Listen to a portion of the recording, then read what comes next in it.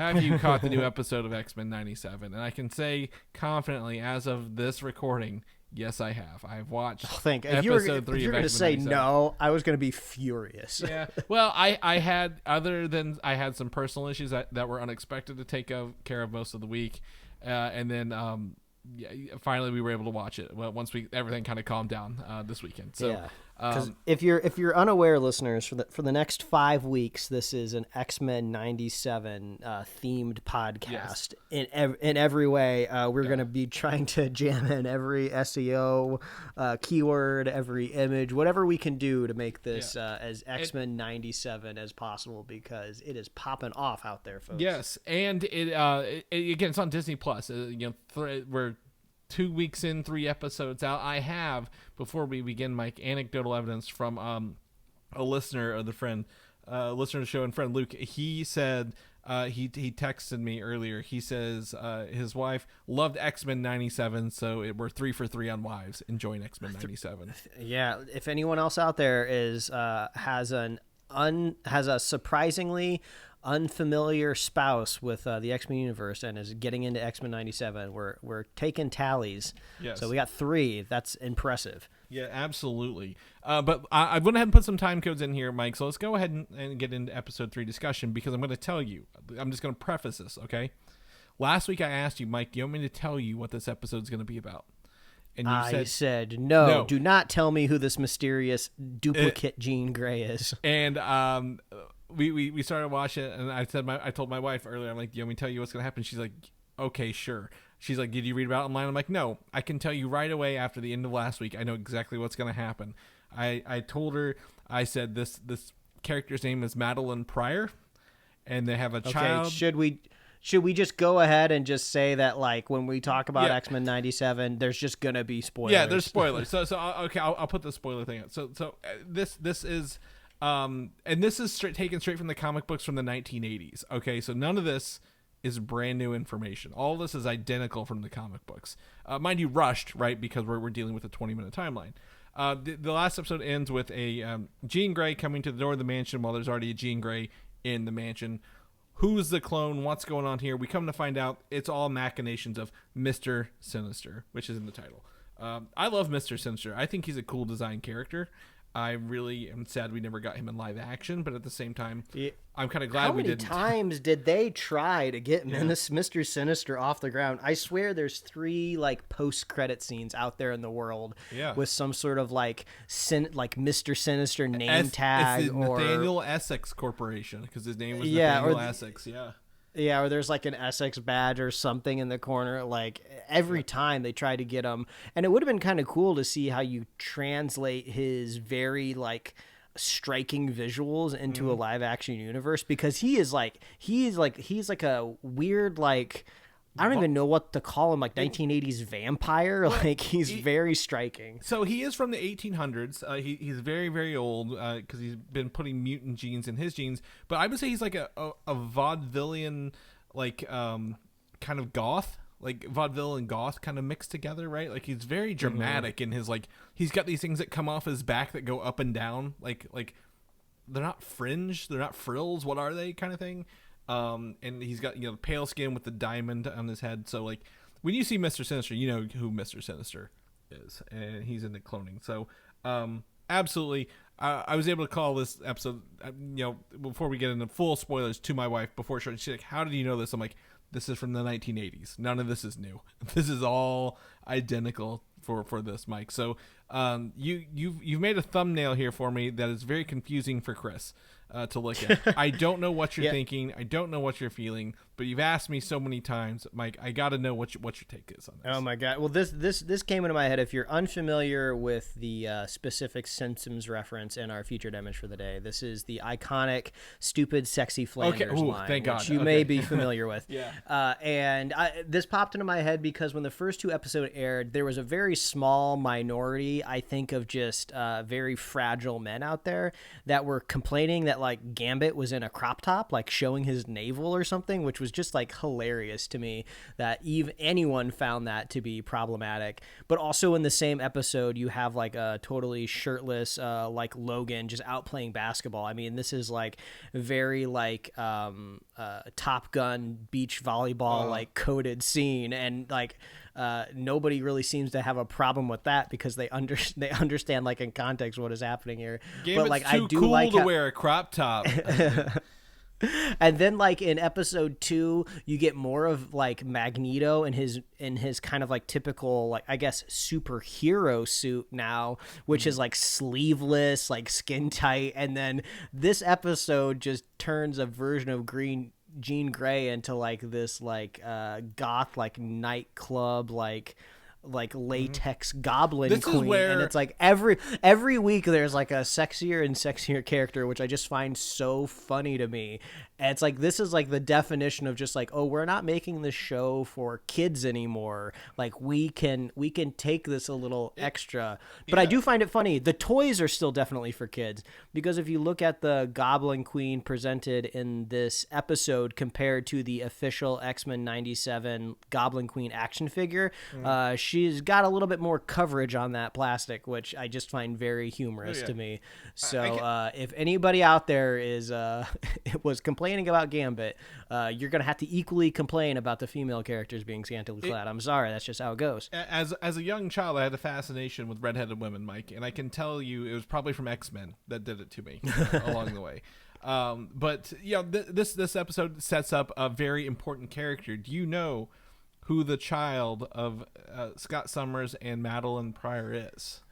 So I do know that that like the Summers family is like there's like superpowers scattered throughout like the lineage. I think he has like some sort of powered father, maybe brother. He has two like brothers. Son. I just don't. Yeah. I don't remember what all of them do and what they all look like when they're super powered, but I know it's like there's family lineage with different powers happening here. So in this episode, it's a very rushed version of it, but Mr. Sinister is trying to create the perfect mutant, make him invincible because of the Summers DNA and Jean Grey's DNA.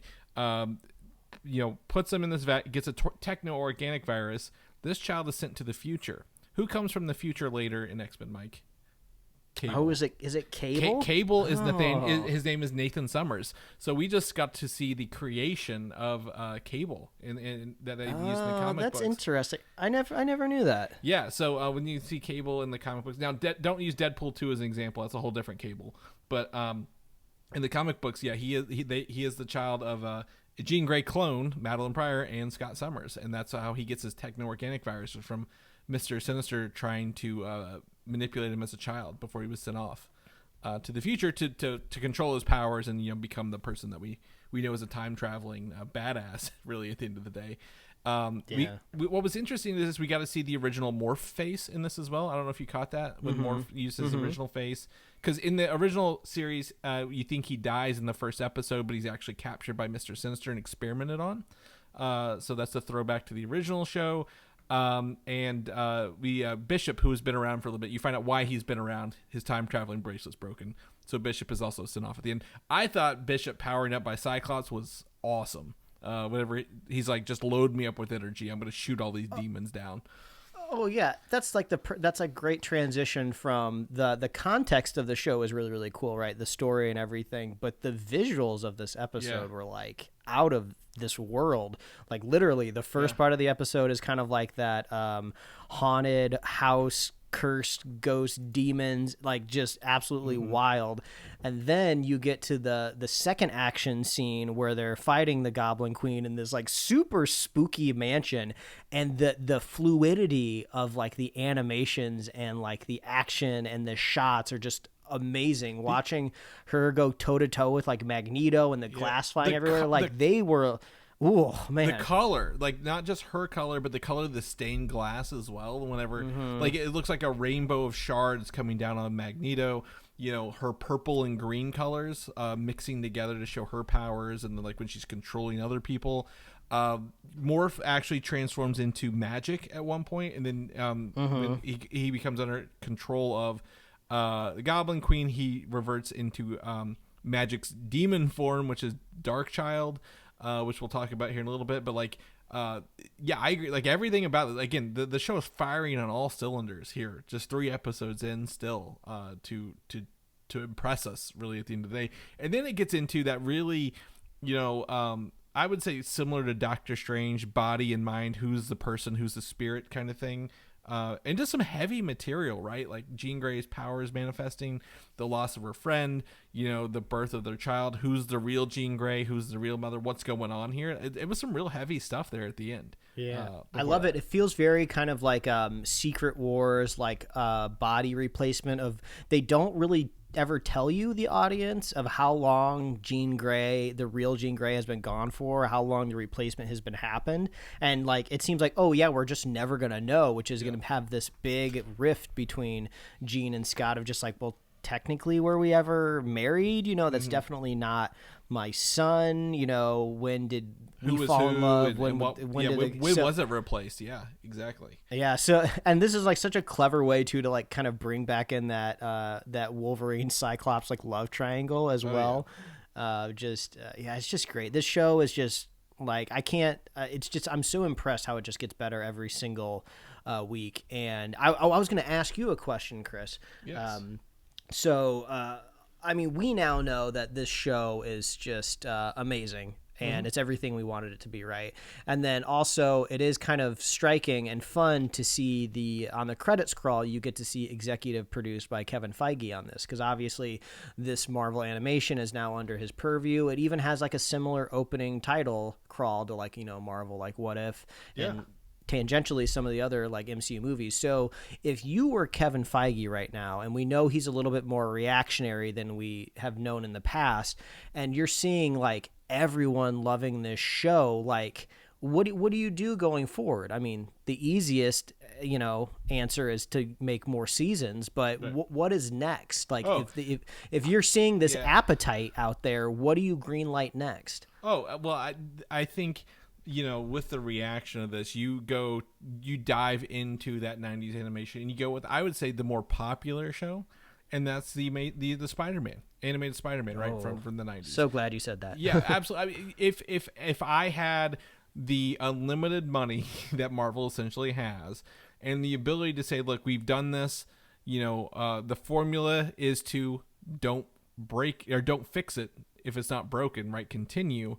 Dive into that. I know they had, what was it? There was an Amazing Spider-Man. Was it Amazing Spider-Man show? But they had like a continuation. What was that called? It had like a sequel though. It was Spider-Man like 99 or 2099. The one where he goes to the future. Is that the one you're thinking of? Yeah, like it does something different. Like it feels different, right? Because I think there was like a quote unquote sequel, and it might have been just like a spiritual sequel even. But yeah, you go tap into that immediately, and you like, okay, let's get like the production started on this. Now they don't have to announce it. If it doesn't work in the production cycle, don't do it, don't follow it. But you should tap into the most popular. I would say even more popular than X-Men was Spider-Man. Like I remember playing Spider-Man animated show video games in the 90s, right, on my Nintendo 64, stuff like that. I don't remember playing X-Men games like this, so I think you go into that and you go into it hard, if you will, for that. Now there were other shows. We talked about this a little bit before a couple weeks ago, maybe it was a week or two ago, but I'm trying to think, what was it? There was a Fantastic Four.